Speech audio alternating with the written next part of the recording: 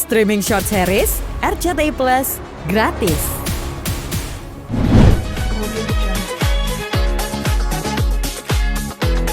Hai teman-teman semuanya, hari ini aku lagi grand opening posture cabang yang ketiga.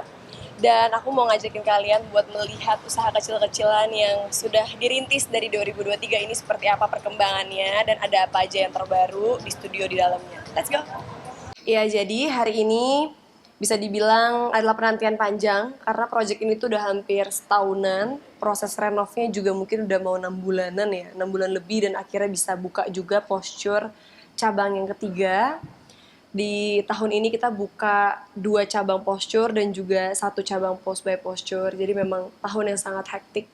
Dan aku ngerasa posture yang di Gavoy ini memberikan sesuatu dan warna yang berbeda karena pastinya lebih lengkap, terus juga lebih kita memperbaiki lah apa yang kekurangan di posture yang pertama di Peak gitu. Memilih untuk usaha di bidang olahraga pilates itu ada alasan tertentu? Kalau aku udah jelas karena memang aku melakukan olahraga ini udah dari lama, dari 2019, dari zaman belum hits olahraganya. Aku udah merasakan impact-nya untuk badan aku juga emang suka dengan olahraga ini. Dan kesini-kesini aku ngerasa banyak cabur-cabur lainnya, cabang olahraga lain yang bisa di-combine dengan pilates, bisa juga dengan yoga dan lain-lainnya yang ternyata juga penting untuk tubuh kita. Jadi akhirnya ya bukalah suatu usaha yang memang sesuai dengan jati diri gitu. Nah, ini di momen 2 tahun ya di menjalani usaha, bahkan hingga membuka bisa dibilang 4 cabang. Gimana nih Kak, sebegitu suksesnya dirimu dalam hal untuk kesehatan juga ya Kak? Amin. Sukses sekali juga enggak lah. Pasti kan maksudnya lebih banyak orang yang buka cabang lebih cepat dan lebih langsung menjamur di mana-mana. Posture kita memang sangat picky, kita nggak mau asal-asalan buka, kita nggak mau yang kayak mengejar target harus sebanyak mungkin, tapi nanti kualitas takutnya tidak terjaga. Dan makanya kita memilih tempat, memilih guru, memilih alat, dan juga memilih lokasi yang bisa dibilang nggak sembarangan gitu. Jadi belajar lagi marketingnya nggak sih Kak? Belajar lagi sih, jadi saya posture ini bisa dibilang usaha yang benar-benar dibuat dari nol. Pastinya dengan sedikit bekal kemampuan dari aku dan juga partner aku, kita gabungkan, terus kita banyak belajar dari kesalahan yang terjadi selama 2 tahun ini, dan untungnya kita punya visi misi yang sama untuk membawa lebih banyak komunitas yang bisa hidup lebih sehat dan lebih baik ke dalam posture community. Serius di bisnis, Kak, serius di bisnis.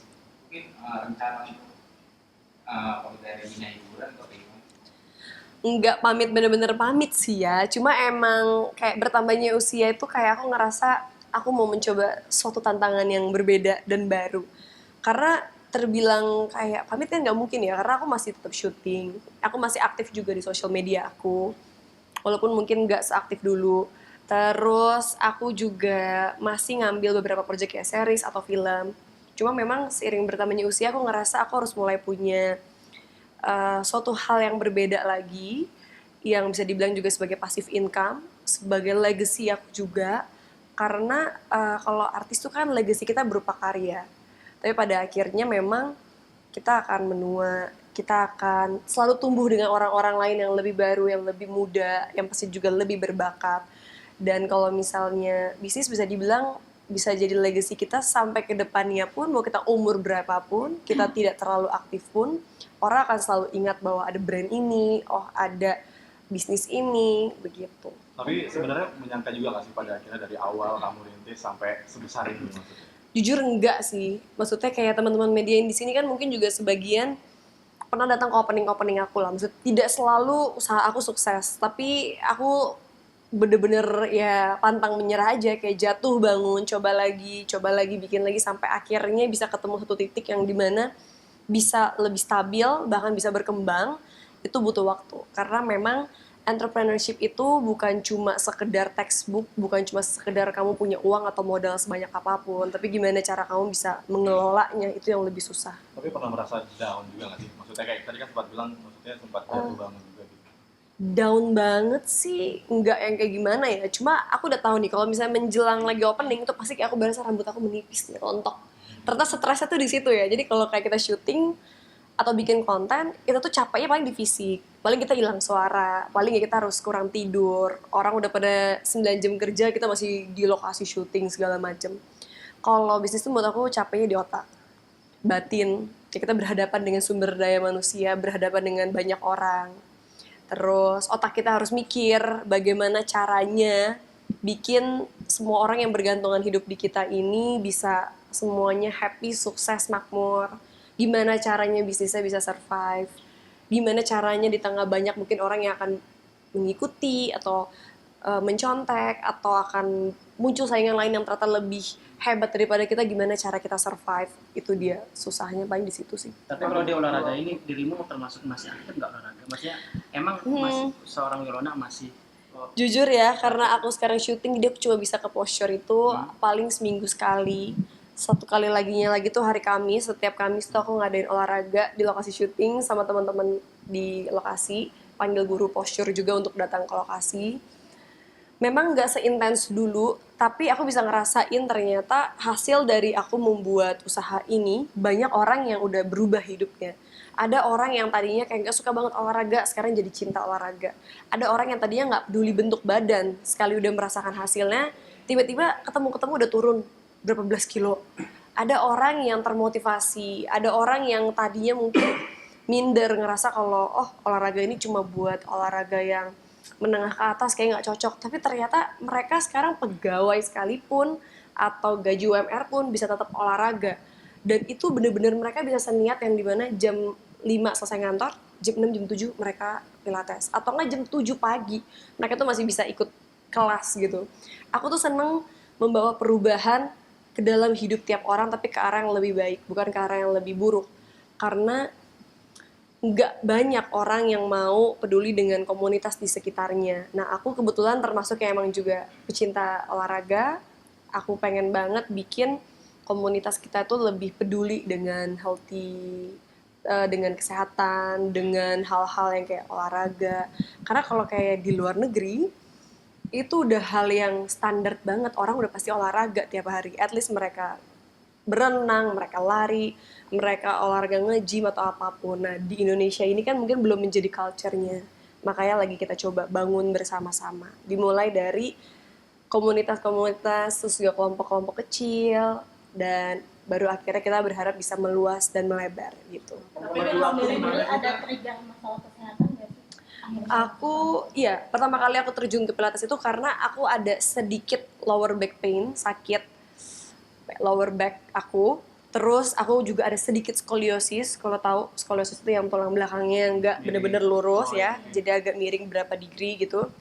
Terus aku tuh gampang banget cedera. Jadi dulu tuh aku berpikir, olahraga tuh aku harus nge-gym biar badan aku kurus, langsing, terus bagus. Tapi aku nggak mentingin efeknya. Pada akhirnya ngelakuin gerakan-gerakan yang salah tanpa di-stretch dan lain-lain bisa membuat kompensat dan akhirnya menimbulkan cedera atau sakit di kemudian hari. Nah, setelah aku mengalami itu sendiri sampai bener-bener pernah yang kayak nggak bisa naik turun mobil karena saking sakitnya belakang, pernah sampai cedera segitunya. Dokter bilang olahraga teraman saat ini adalah pilates dan berenang.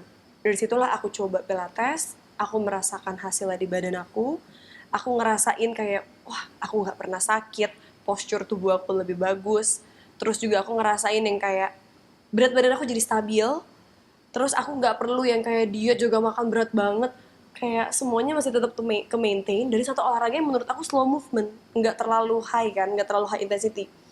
Terus ya udah, dari situlah akhirnya aku kayak terusin tekunin di 2023 baru aku kayak aku harus mengenalkan ini kepada orang banyak di Indonesia. Butuh waktu berapa lama tuh akhirnya berasa gitu dengan Cepet sih, paling kayak 3-4 bulan udah berasa hasilnya. 3-4 bulan rutin, dalam arti seminggu aku cuma 2 kali ya. Kalau sekarang kan aku kalau lagi nggak syuting bisa seminggu 6 kali. Mungkin seminggu 2 kali tuh udah langsung berasa hasilnya. Udah lurus kembali nggak sih maksudnya, kan agak Udah. Jadi bener-bener sekarang aku udah gak pernah ada problem sama sekali dengan lower back aku. Kalau yang misalnya sering kayak tiba-tiba kok pinggang satu sisi sakit, itu berarti ada sesuatu yang salah. Entah postur tubuhnya, atau alignment badannya, atau mungkin ada otot-ototnya yang mungkin bisa dibilang lebih pendek, ada yang lebih panjang, kayak gitu-gitu. Nah itu tuh nanti ketahuan semuanya di pilates dan yoga dan ya banyak ornamen lainnya lah penambahnya gitu. kalau kembali lagi ke awal tadi kan kamu ketika memulai ini sampai bikin stres dan lain sebagainya? Stres banget. Itu berapa lama tuh Kak? Karena kita proses persiapan pertama kali dari awal tercetus ide itu 1 tahun. Jadi 2022 itu ide pertama, 2023 baru kita launching. Karena itu overthinking, perfeksionis, dan pengennya totalitas. Jadi kayak nggak mau asal launching terus jelek, nggak bagus, tempatnya nggak bonafit, alatnya nggak jelas atau apa, nggak mau. Jadi emang itu yang bikin lebih lama gitu. Karena menurut aku ini tentang kesehatan. Orang-orang yang datang ke sini, member-member yang udah join di community posture, mereka invest uang untuk sehat, bukan untuk sakit atau dibohong-bohongin lah istilah kata.